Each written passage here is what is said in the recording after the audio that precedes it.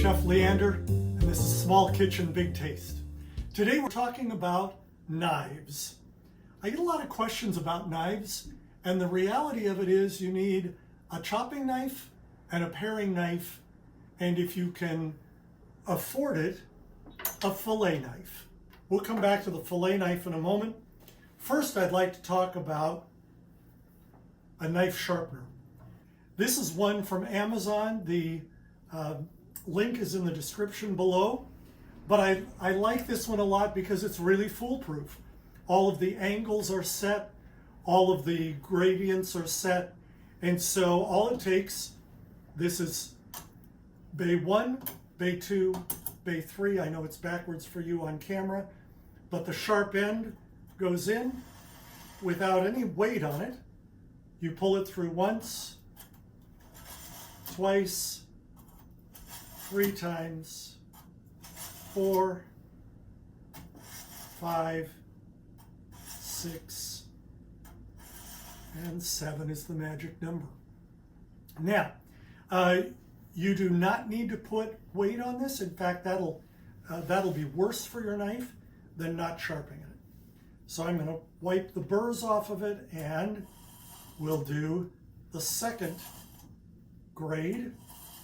3, 4, 5, 6, 7.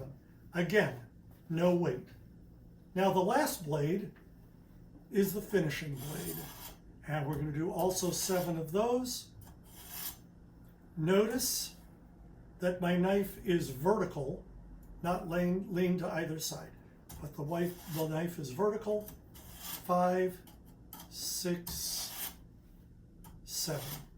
And that's all it takes, and it's all done. Now we're ready to actually do some work in the kitchen. So the first thing I want to talk about is chiffonade. Chiffonade is just a fancy word for slicing long, thin strips. When you slice up celery, or you slice up bok choy, which is what this is, because of the way it's rolled around itself, when you chop it, it automatically becomes chiffonade. And so that's what it looks like.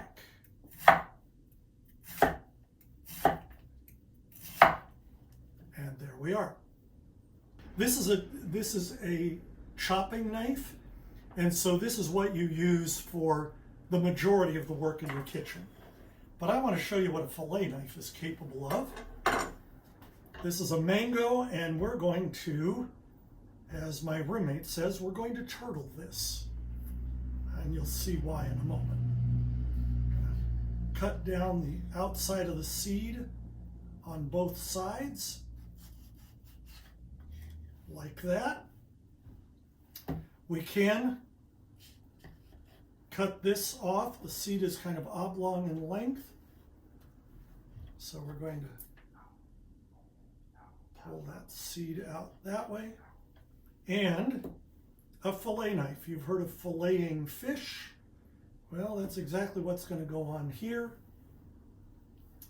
To fillet this, you lay the skin down, and then you run your very thin knife just a little bit open to the bottom of the skin, so it's slanted up just a bit, and it pulls that mango right off there and leaves the skin almost intact. Okay, so we're going to do both of these, and now you're going to find out why this is called turtling a mango. Very carefully cutting through. Remember, my knife is really sharp. I don't want it to go through the skin. In fact, it doesn't even need to go all the way to the skin. But this gets sliced vertically.